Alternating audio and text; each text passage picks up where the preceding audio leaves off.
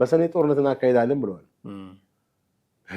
ለዛ ዝግጅት እያደረገ ያለ ነው ይመስለው። አዎ በሰኔ እናርሳለን አይነት ነገር ነው። ህወሓት የቀድሞ በሽታ ያገረሸበት ይመስላል። አፈሳ ጀምሯል። እድሜያቸው ከ18 በላይ ለሆኑ ወጣቶች እንግዲህ ትግራይ ትጽዋዕኩም ማለትም ትግራይ የጠራቻችሁ ነው። ጦርነት ላይ ለመሳተፍ ወይ ወታደራዊ ስልጠና ለመውሰድ ፈቃደኛ የሆነ ወጣት በበቂ ቁጥር ቢያገኝ ኖሮ አፈሳ ውስጥ አይሳተፍም ብዬ አስባለሁ። እና ወጣቱ ትግራይ ክልል ውስጥ ያለው ወጣት አሁን ጦርነትን እምቢ ያለበት ጊዜ ነው ብዬ አስባለሁ። ሲጀመር እኮ የትግራይ ህዝብ አይደለም ጦርነት ያካሄዳል። ጦርነቱ እኮ የትግራይ ህዝብ ፍላጎትና ዓላማ አይደለም። ጦርነቱ እኮ የህወሓት ዓላማ ነው። የትግራይን ወጣት በአፈሙዙ ብቻ ከሚናገር አካል ጋር ህብረት ፈጥረህ ተፋጠጥ ማለት ግን ፌር ነው። ትግራይ ትስዕር ነበረ በፊት። ትግራይ ታሸንፋለች። አሁን ደግሞ ትግራይ ትጣራለች ነው። ያሳዝናል ግን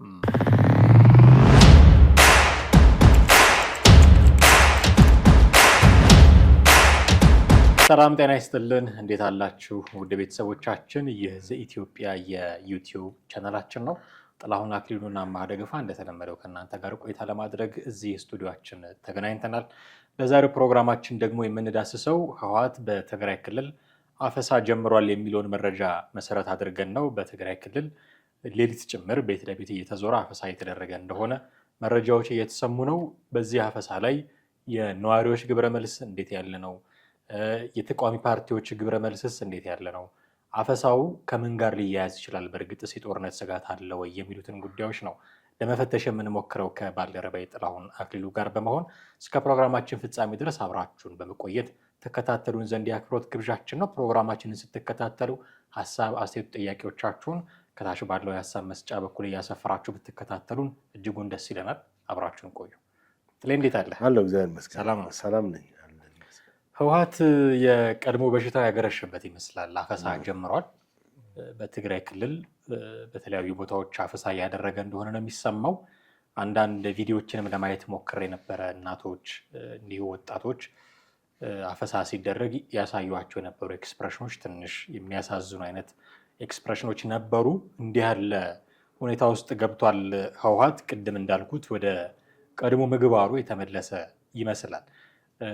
አንድምታዎቹን እናነሳለን። አፈሳው ለምንድን ያስፈለገው፣ ምን አይነት አንድምታዎች አሉት የሚለውትን እናነሳለን። ግን ክልል ውስጥ ስላለው ሁኔታ ምን ይነግረናል የሚለውን በማየት ብንጀምር ግን ደስ ይለኛል። ምክንያቱም ክልሉ ትግራይ ክልል አሁን ያለበት በጣም አሳሳቢ ሁኔታ እንደሆነ ብዙዎቻችን እናውቃለን። ይሄ የተደበቀ አይደለም። የኢትዮጵያን ፖለቲካ ትንሽም ቢሆን የሚከታተል ሰው ትግራይ ክልል ውስጥ ያለውን አሁናዊ ሁኔታ በደንብ ይረዳል። እዚህ ሁኔታ ላይ አፈሳ የሚባል ነገር ሲጨመርበት ወዴት ሊያመራ ይችላል የሚለው የስጋቱንም ደግሞ መጠን የሚጨምር ነው እና እንዴት አገኘው ይህንን መረጃ? ትክክል። እንግዲህ አሁን እንደጠቀስከው በትግራይ ክልል የጦርነት አዝማሚያዎች፣ የጦርነት ስሜቶች በጣም እንዳሉ ነው የምትመለከተው። ክልሉ ወደ ጦርነት የሚያስገባውን ዳግም ወደ ጦርነት የሚያመራውን ነገር ነው እያካሄደ ያለ። ወጣቶች እየታፈሱ ነው። ቤት ለቤት አሳ እየተካሄደ እየተወሰዱ ነው። በአስገዳጅነት በኃይል ልጆቻቸውን እንዲሰጡ እየተካሄደ ነው።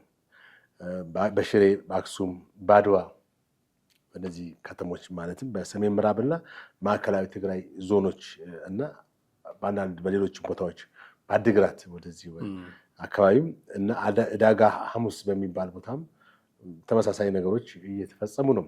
ሌላው በመቀሌ ወጣቶች ድርጊቱን በመቃወም አፈሳ ከሚያደርጉት ጋር በጣም ሁሉ ኃይለ ቃል ወደ መነጋገር ግብግብ ውስጥ የመግባት ሁኔታም ተፈጥሯል እና እድሜያቸው ከ18 በላይ ለሆኑ ወጣቶች እንግዲህ ትግራይ ትጽዋዕኩም ማለትም ትግራይ የጠራቻችሁ ነው። ትግራይ ትጣራለች። ትግራይ ትስዕር ነበረ በፊት። ትግራይ ታሸንፋለች። አሁን ደግሞ ትግራይ ትጣራለች ነው። ያሳዝናል ግን እና የሚል ወረቀት እየተበተነ ይገኛል። ክልሉ እንግዲህ ከዚህ በፊት ማለት ዶክተር ደብረጽዮን ጀነራል ታደሰን እና አመራራቸውን ከስልጣን አስወግደው ወርም አልሞላውም ወደ ስልጣን ከመጡ በኋላ ነው ይሄ ሀሳብ ማለትም ይሄ ስሜት በክልሉ ላይ መስፋፋት የጀመረው እና ክልሉ ወደ ጦርነት ሊገባ እንደሆነም በተለያዩ በትግራይ ውስጥ የትግራይ ዲሞክራሲያዊ ስምረት ባሉ ከባድ ተቃውሞ የተደረሰበት ነው። በሌሎችም አካላት ማለትም ለምሳሌ በህወሓት ውስጥ በነበሩ የቀድሞ አመራሮችም እንደነዚህ ጻድቃን በመሳሰሉትም ተቃውሞ እየቀረበበት ነው። እነሱ ግን ጆሮ ዳባ ልበስ ብለው አሁንም በእንትናቸው ቀጥለውበታል ማለት ነው።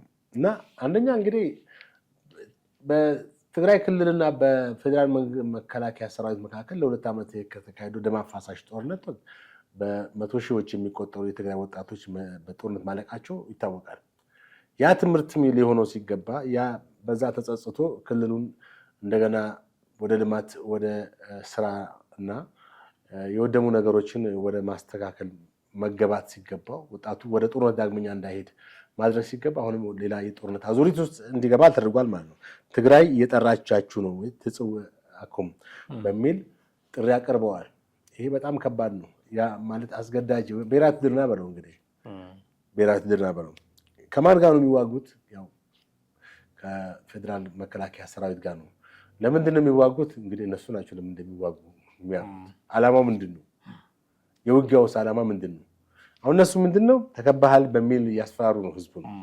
ትግራይ ህዝብ ተከባሃል፣ ዳግመኛ ጠላት ሊወርህ ነው፣ በማንነት ላይ እንትን እየተባለ ነው ምናምን በሚል ነው እንግዲህ የተለያዩ ፕሮፓጋንዳዎችን እየነዙ ህዝቡን ወደ ጦርነት እያንቀሳቀሱት ያሉት ማለት ነው። ብዙዎችን በዚህ መንገድ እንግዲህ ከዚህ በፊትም ማግደዋል ለጦርነት። አሁንም በተመሳሳይ ብዙ ወጣቶችን ጥሪ አድርገው እምቢ ያሉትን ደግሞ በአስገዳጅ ሁኔታ እየመለመሉ እየወሰዱ ይገኛሉ ማለት ነው።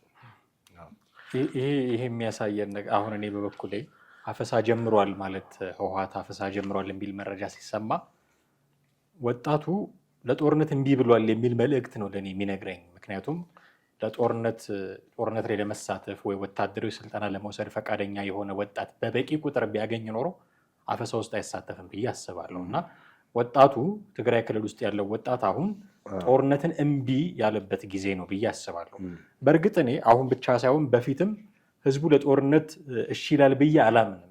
እንዳሁኑ ድምፁን የሚያሰማበት መንገድ ስላልነበረው ድምፁን ስላልሰማንለት ነው እንጂ ለጦርነት ያን ያህል ፍቅር አለው ብዬ የማስበው ህዝብ አይደለም። ህዝቡም እንደ ህዝብ በተለያዩ ጊዜያቶች በገጠሙት ጦርነቶች ጀርባው የጎበጠበት ህዝብ ነው። የትኛውም አይነት ጦርነት ደግሞ ምን አይነት ጉዳት እንደሚያደርስበት ተግባራዊ ማሳያ ያየ ህዝብ ነው። ከማናችን መሀል ሀገር ተቀምጠን ከምናወራው ከሁላችንም በትግራይ ክልል ህዝብ ላይ የጦርነት ጠባሳ የጦርነት አሻራ በጣም በከፍተኛ ሁኔታ ነው ያለው። ስለዚህ በየትኛውም ጊዜ ህወሓት በፈለገው ጊዜ የተነሳ ጦርነት ማድረግ ቢፈልግ ህዝቡ በእርግጥም ጦርነት ይፈልጋሉ ብሎ መጠየቅ ያስፈልጋል። እኔ በየትኛውም ጊዜ ለጦርነት በሩን የከፈተ ህዝብ ነው ብዬ አላሰብም። አሁን ግን ያንን ፍላጎቱን በደንብ እንድንሰማለት ሆነ። የተለያዩ አማራጮች አሉ ድምፁን የሚያስተላልፍበት። ከዚህ በፊት እንደነበረው ህወሓት ራሱ ብቻ የሚቆጣጠራቸው ሚዲያዎችን አይደለም አሁን የምንከታተለው። ኤቭሪባዲ እንደ ጆርናሊስት ነው አክት የሚያደርገው። እነዚህ ማህበራዊ ሚዲያዎች ሲቲዝን ጆርናሊዝምን እጃችን ላይ አምጥተዋል። ስማርት ስልክ ያለው ሰው በሙሉ ጆርናሊዝም ሆኖ ጆርናሊስት ሆኖ ስራዎችን ሊሰራ ይችላል። በዚህ መንገድ ትግራይ ክልል ውስጥ ያሉ ወጣቶች ምን አይነት ፍላጎት እንዳላቸው አሁን በግልጽ እናውቃለን። ስለዚህ በደንብ እየሰማናቸው ነው።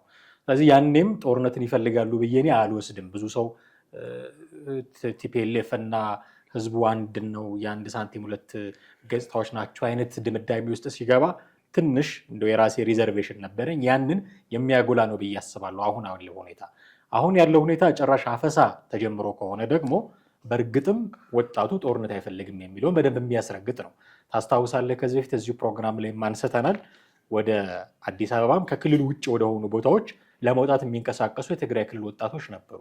ህወሓት መኪናዎችን እያስቆመ ኬላዎችን እየዘረጋ ከመኪናዎች ውስጥ ሁሉ ጭምር እያስወረደ ከክልሉ የሚወጡ ወጣቶችን እንዳይኖሩ ያደርግ ነበረ። ስለዚህ ህዝቡ ጦርነት አይፈልግም ማለት ነው። በተለይም ወጣቱ ጦርነት አይፈልግም ማለት ነው።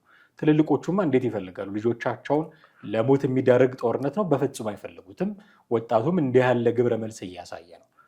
እዚህ ላይ ደግሞ ፓርቲዎች አሁን እርግጠኛ አይደለሁም፣ ባይቶና እንደዚህ የሚባሉ ፓርቲዎች አሉ ትግራይ ክልል ውስጥ ጥሪ አድርገዋል። ህወሓት ያቁም፣ ወጣቶች ማፈሱን ያቁም የሚል ጥሪ አድርገዋል። ባለፈው ጦርነት ላይ ግን ትግራይ ትስዕር የሚለውን ከበሮ ሲደልቁ ከነበሩት መካከል የሚመደቡ ናቸው። አሁን እነዚህ አፈሳ ይቁም የሚሉት ፓርቲዎች። ስለዚህ ፓርቲዎቹም ጭምር አሁን ጦርነት አይፈልጉም ማለት ነው። ራሳቸው ፓርቲዎቹም ጭምር እናምናቸዋለን ወይ ቀጥሎ የምናነሳው ጥያቄ ነው። ሪሊ እነዚህ ሰዎች ከቲፒኤልኤፍ በተቃራኒ የቆሙ ናቸው ወይ ቀጥሎ የምናነሳው ጥያቄ ነው። ግን አትፌስ ቫሊዩ ጦርነትን እየተቃወሙ ነው ያሉት። ሁለት እነዚህን አነሳን። ሶስተኛ ሙሉ ለሙሉ ባይሆንም በውጭ ሆነው ከዚህ በፊት ለህወሓት አንደበት ሆነው ይከራከሩ የነበሩ ሰዎች አሁን አንቲ ቲፒኤልኤፍ ሆነው ጦርነት አያስፈልግም ሌላ አማራጭ መፈለግ አለብን የሚል አቋም የሚያራምዱ ሰዎች አሉ። ምሳሌ መጥራት ካስፈለገ ትልቁ የዚህ ማሳያ የሚሆነው አሉላ ሰለሞን ነው። አሉላ ሰለሞን ጦርነት ባህላዊ ጨዋታችን ነው ብሎ ያምን የነበረ ሰው በሎም እያለ እየጻፈ በለው ፍለጠው ቁረጠው እያለ ጦርነትን ከልቲቬት ሲያደርግ የነበረ ሰው ነው። አሁን ግን እንዲህ አይነት ጉዳዮች ውስጥ የማናየው ሰው ነው። ጦርነት አያስፈልግም ይልቅ እንደውም ቲፒኤልኤፍ ከስልጣን ገለል እንዲል ለነጌታቸው ረዳ እንደውም ስስልባለው ተብሎ የሚተች አይነት ሰው ሆኗል። ስለዚህ ወጣቱ፣ ህዝቡ፣ ፓርቲዎች፣ ውጭ ያሉ አክቲቪስቶች በዚህ ደረጃ የሚቃወሙት ከሆነ ህወሓት ብቻውን ጦርነት ለማድረግ እየተገደደ ያለ አይመስልም ወይ? ትክክል። አሁን መጀመሪያ ላይ ያነሳው ነጥብ የትግራይ ህዝብ ጦርነት አይፈልግም፣ በአፈሳ መሄድ ከሆነ ጦርነት አይፈልግም። ሲጀመር እኮ የትግራይ ህዝብ አይደለም ጦርነት ያካሂዳል። ጦርነቱ እኮ የትግራይ ህዝብ ፍላጎትና ዓላማ አይደለም። ጦርነቱ እኮ የህወሓት ዓላማ ነው። የህወሓት ድብቅ ፍላጎትና ሴራ ነው። ሲጀመር የትግራይ ህዝብ እኮ በፍራቻና በስጋት ላይ ስለሆነ ነው እንጂ ጦርነቱንማ እኮ እንደማይፈልግ በተደጋጋሚ ከህዝቡም አንደበት የተደመጠ ነገር አለ። ህዝቡ ከክልሉ እየሸሸ እያመለጠ የሚመጣ ወደ መሀል ሀገርም እኮ ጦርነትን ስለማይፈልግ ነው። ከሀገር ውስጥም እየወጣ ወደ ውጭ ሀገር በባህር እየሄደ ያለው የትግራይ ህዝብ በዚህ ምክንያት ነው። አሁን እነ ጌታቸውና ሌሎች አቶ ጌታቸው ረዳና ሌሎች ህወሓትን ኋላ ቀር ቡድኖች ነው የሚለው የትግራይ አሁን ህወሓት ውስጥ ያሉት የህወሓት ርዝራዦች ወይም ዋናው ህወሓት ሳይሆን ከህወሓት ርዝራዦቹ ናቸው እየተመራ ያለው። ምክንያቱም አብዛኞቹ የህወሓት አመራሮች የሉም፣ በህይወት ሞተዋል።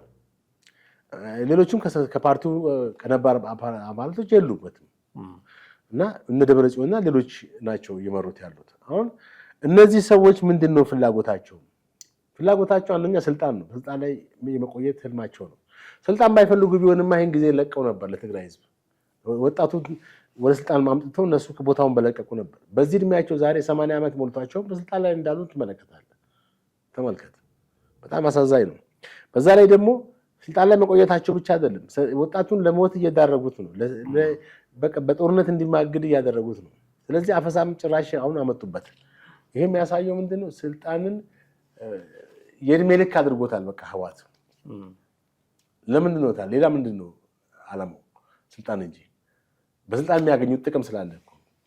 አሁን ወጣቶችን በዚህ ሁኔታ ላይ እንግዲህ እያፈሱ እንደሆነ ቤት ለቤት እያፈሱ እንደሆነ ተመልክተናል። ከዚህ ጋር በተያያዘ ደግሞ ቅድም የጠቀስካቸው አሉ እነ ባይቶና እና ሌሎች የትግራይ ትስዕር ብለው ትግራይ ታሸንፋለች ብለው በውጭም በሀገር ውስጥ ሲናገሩ የነበሩ እንደ ፕሮፓጋንዳ ሲያስተጋቡ የነበሩት አሉላ ሰለሞን ህወሓትን ተቃውመዋል። ህወሓት እነዚህን እንኳን የመስማት እንትን የለውም፣ ማንንም አይሰማም እኮ። ህወሓት ሌሎቹን የሚሰማ ቢሆንማ የራሱን አመራር ከስልጣን በኃይል ያስወግዳቸው ነበር እኮ ጀነራል ታደሰን። ስለዚህ ልክ ደርግ አብዮት ልጆቿን ትበላለች ብሎ ከአጠገቡ ያሉትን አመራሮች ሁሉ እንደሚያስወግደው ሁሉ ህወሓትም እርስ በርስ እንደ ጅብ የሚበላላ ፓርቲ ነው። የራሱን ዝርያ የሚበላ ምንድን ነው? ጅብ ነው አይደል? ላይክ ህወሓት እንደዛ ውስጥ ልትወስደው ትችላለህ። የጅብ አይነት ባህሪ ነው ያለው። ጠቅላይ ሚኒስትሩ የቀን ጅቦች ያሏቸውም ትዝ ይላል መጀመሪያ ወደ ስልጣን እንደመጡ እና እነዚህ አሁን ሲተቃውሙት ህወሓት ሊያቆም አይችልም። ምክንያቱም ዓላማውን ለማሳካት ሁልጊዜ የራሱን ብቻን ማዳመጥ ነው የሚፈልገው። የሌላውን ሀሳብ መስማትን አይፈልግም። ለምንድን ነው ካል ህወሓት ተሸናፊነትንም አይፈልግ ነው። ሁልጊዜ ቲፒኤልኤፍ በቃ የበላይ ሆኖ መኖር ነው የሚፈልገው።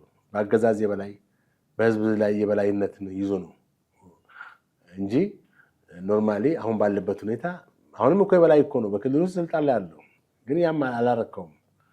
በአጠቃላይ ሲዘርፍና ሲሰርቅ በነበረበት የ27 ዓመት ጦርነት የ27 ዓመት ስልጣን ዘመን ያንን የሚናፍቅ ነው።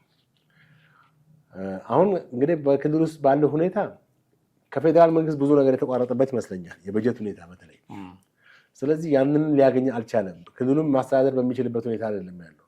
ስለዚህ ያለው አማራጭ ምንድን ነው? ጦርነትን በማፍጠር ማተራመስ፣ በሰላማዊ መንገድ የመቆየት ሁኔታው በቃ ወይም ሰላም ከሆነ የህዝብ ጥያቄ ይመጣበታል። ህዝብ ውረድ ሊለው ይችላል። ጦርነት ከሆነ ግን ጦርነት ነው፣ በስልጣን ላይ የሚያስቀጥለው ሁኔታ ነው ያለው። ስለዚህ ህወሓትና ጦርነት የአንድ ሳንቲም ሁለት ገጽታ ናቸው ማለት ነው። የትግራይ ህዝብና ህወሓት አንድ ሳንቲም ሁለት ገጽታ የሚለው ሳይሆን ትክክለኛው ህወሓትና ጦርነት የአንድ ሳንቲም ሁለት ገጽታ ነው።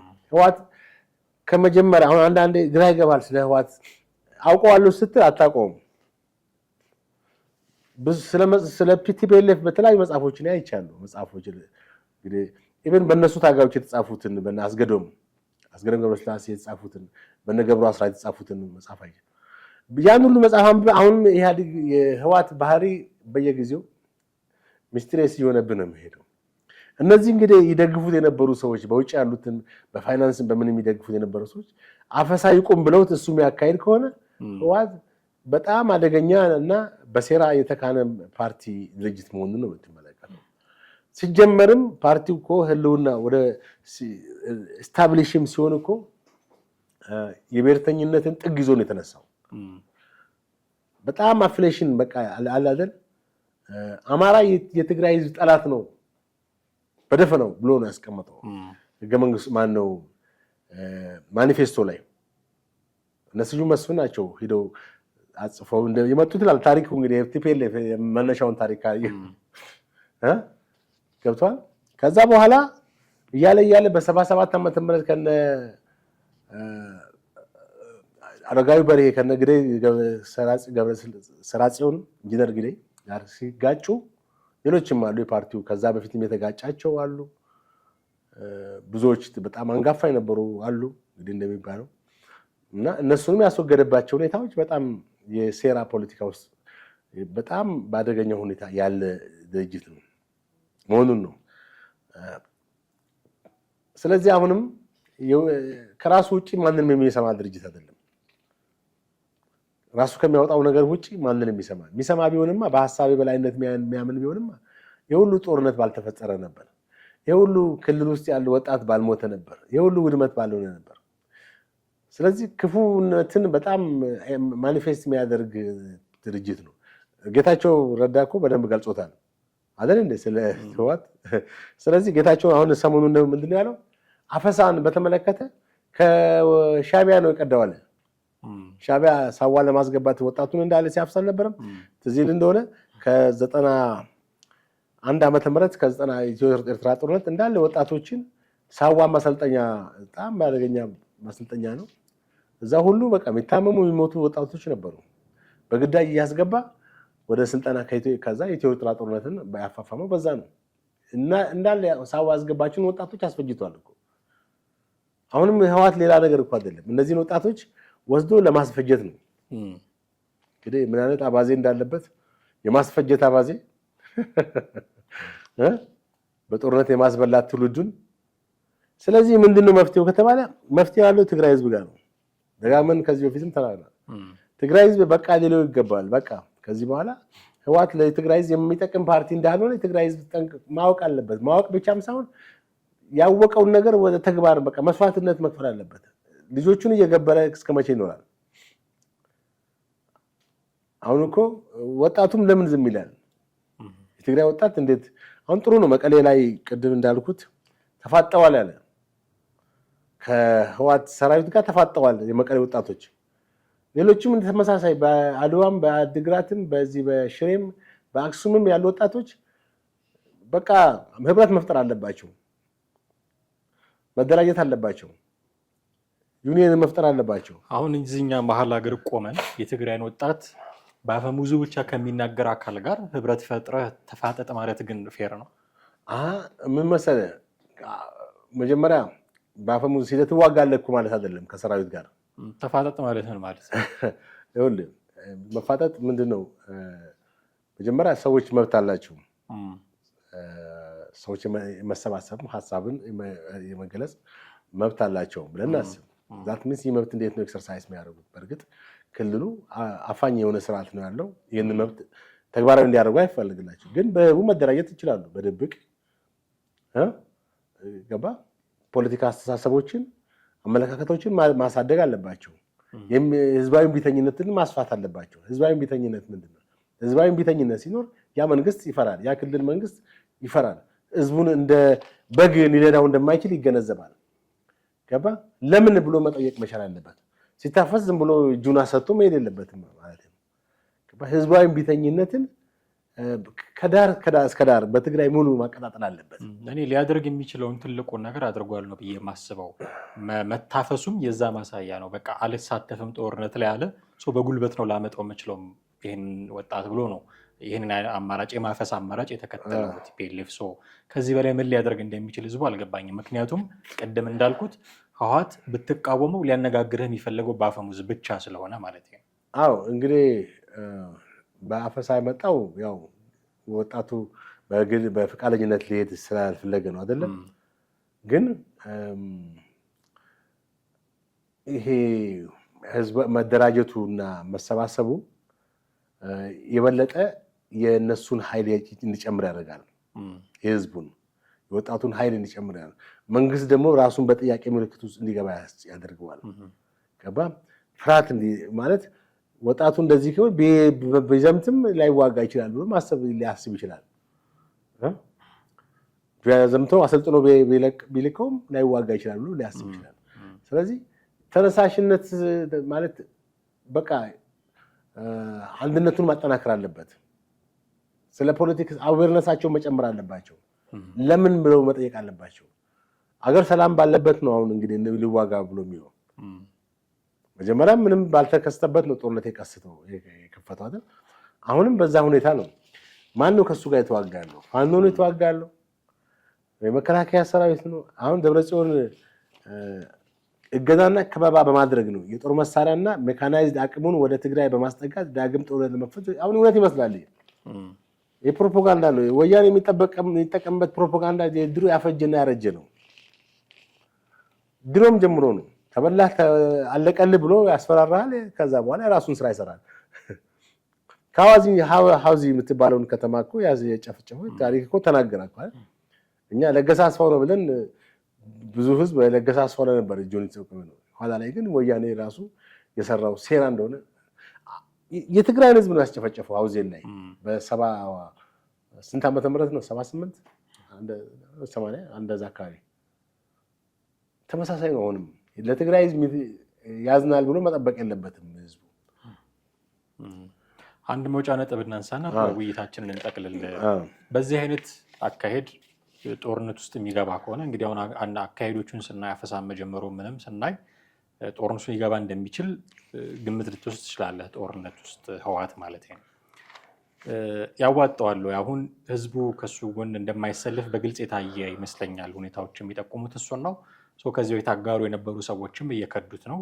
ጥቂት ታማኝ ደጋፊዎች ቢኖሩትም የኃይል አስተላለፍ ለውጦችም አሉ። ኦፍኮርስ ከዚህ በፊት የሱ ጠላቶች የነበሩ አሁን ወዳጆች የሆኑት ሊሆኑ ይችላሉ። ግን እንደው በጥቅሉ ስናየው ጉዳዩን እንዲህ ባለ ሁኔታ ህዝብን እያስገደደ እያፈሰ ለጦርነት በመማገድ ጦርነት ቢከፍት ቲፒኤልኤፍ ያዋጣዋል ወይ የሚል ጥያቄ አንስተን እናብቃ። እንግዲህ አንደኛ የጦርነት ታሪክን በደንብ የኖረበት ስለሆነ አንድ ነጋዴ ረጅም ዓመት በአንድ የንግድ ስራ ላይ የተሰማራ ሰው ሀሳብ ልሰጠው ትችላለህ እንዴ? ያዋጣሃል ወይ የንግድ ብለህ ትለዋለህ እንዴ? 20 ዓመት ሽንኩርት የሸጠን ሰው ይህን ሽንኩርት ያዋጣሃል ብለህ ጠይቀዋለህ እንዴ? አዳዲስ ነገሮች ይፈጠራሉ። ዘመኑን መዋጀት ካለበት ልትነግረው ትችላለህ። ስለዚህ 50 ዓመት ሙሉ በጦርነትና በሴራ በተንኮል የኖረ ድርጅት ያዋጣሃል አላዋጣ የሚለው ያውቀው ራሱ ነው። ግን ምንድነው ቅድም እንዳልኩት ህዝብ በቃ ሊለው ይገባል፣ ያስቆመው ይገባል።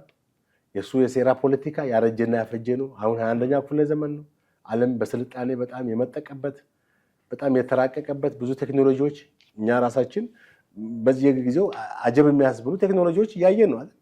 በትራንስፖርት ዘርፉ፣ በተለያዩ መገናኛ ኮሚኒኬሽን፣ በንግዱ፣ በተለያዩ መስመሮች አዳዲስ ለቴክኖሎጂ ሁሉ ብዙ ከውጭ የመጡ ሰዎች ራሳቸው ገና ናችሁ ያሉ ነው። ኢትዮጵያውን እንግዲህ በቅርብ ዓመታት ብዙ የቴክኖሎጂ ትሩፋቶች ወደዚህ መጡ። ግን እነሱ ካሉበት አንጻር ገና እንደሆነ ትግራይ ክልል እንደምወሰደው ከሌሎች የሀገሪቱ ከተሞች ክልሎች በጣም ወደ ኋላ ቀረ ነው። ኢትዮጵያውን ከዓለም ላይ እኩል ለመሄድ ደፋ ቀና እያለች ባለችበት ሁኔታ ክልሎች ሁሉ ራሳቸውን በኮሪደር ልማት ብትል በምናምን ብትል ብዙ ክልሎች ለውጥ ያሳዩ ነው። በራስ ትግራይ ክልል ደግሞ ተመልከተው ብዙ የጦርነት ጠባሳና ብዙ የጦርነት ጉዳት የጦርነት ፍርስራሽ ምልህ በሁለት ዓመት ውስጥ የወደመው ነገር ቀላል አይደለም። ትላልቅ ፋብሪካዎች እኮ ወድመዋል እኮ በሻዕቢያ እኮ ተነቅለው ተወስደዋል እኮ እንደ አልሜዳ ጨርቃ ጨርቅ እንደነ ሳባ እምነበረድ